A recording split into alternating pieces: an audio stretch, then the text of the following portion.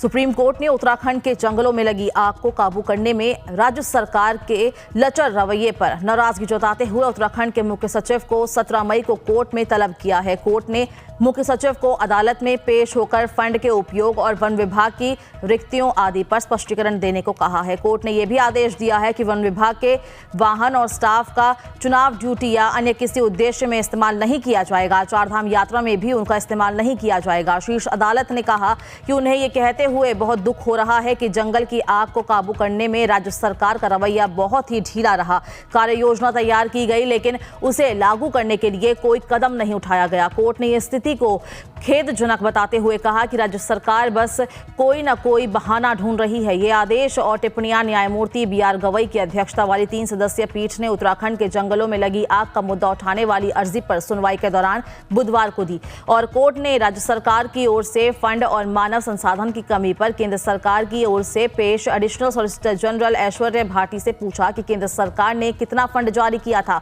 उन्होंने बताया कि केंद्र सरकार ने compensatory afforestation fund management and planning fund से केंद्रीय अथॉरिटी ने साल 2022-23 के लिए 9 करोड़ 12 लाख की मंजूरी दी थी और इस वर्ष के लिए भी लगभग 10 करोड़ का फंड मंजूर किया है। कोर्ट ने कहा कि जब केंद्रीय अथॉरिटी ने मंजूरी दे दी थी और फंड राज्य सरकार के पास उपलब्ध था तो फिर क्या कारण था कि राज्य सरकार ने 9 करोड़ 12 लाख में से सिर्फ 3 करोड़ 41 लाख के फंड का ही वन कार्यों के लिए उपयोग किया, बाकी के फंड का वन कार्यों में उपयोग क्यों नहीं किया गया। कोर्ट ने राज्य सरकार द्वारा राष्ट्रीय आपदा प्रबंधन राशि और राज्य आपदा प्रबंधन राशि न जारी होने का मुद्दा भी उठाए जाने पर कहा कि ये समझ से परे है कि राज्य सरकार राज्य आपदा प्रबंधन राशि जारी न होने के आधार कैसे बना सकती है, जबकि राज्य आपदा प्रबंधन राशि जारी करना राज्य सरकार के हाथ में है। मानव संसाधन की कमी पर पीठ ने कहा कि एक तरफ तो राज्य मानव संसाधन की कमी का रोना रो रहा है और दूसरी तरफ वो बड़ी संख्या में रिक्तियां पड़ी हुई है।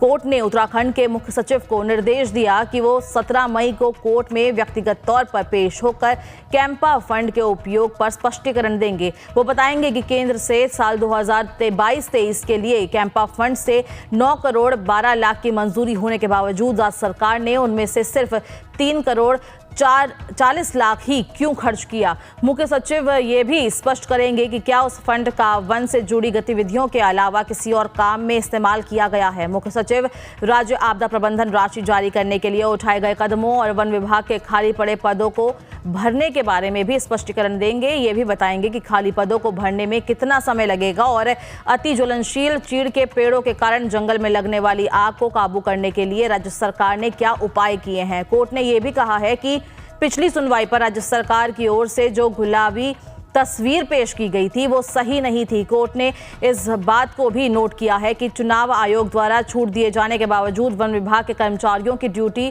चुनाव में लगाई गई। कोर्ट ने आदेश दिया कि वन कर्मियों और वन विभाग के वाहनों को चुनाव या किसी अन्य उद्देश्य जैसे कि चारधाम यात्रा में इस्तेमाल नहीं किया जाएगा। इससे पहले राज्य सरकार की ओर से बताया गया कि जंगल की आग को काबू करने के लिए क्या क्या कदम उठाए गए और क्या क्या उपाय किए जा रहे हैं। राज्य सरकार के वकील ने कहा कि कोर्ट एक समिति गठित करे जिसमें केंद्रीय आधिकारिकता समिति CEC केंद्र और राज्य सरकार के प्रतिनिधि हो जाएं। इस मुद्दे से निपटने के लिए समग्र सुझाव दें।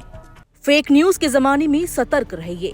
सही और सटीक खबरों के लिए देखते रहिए दैनिक जागरण।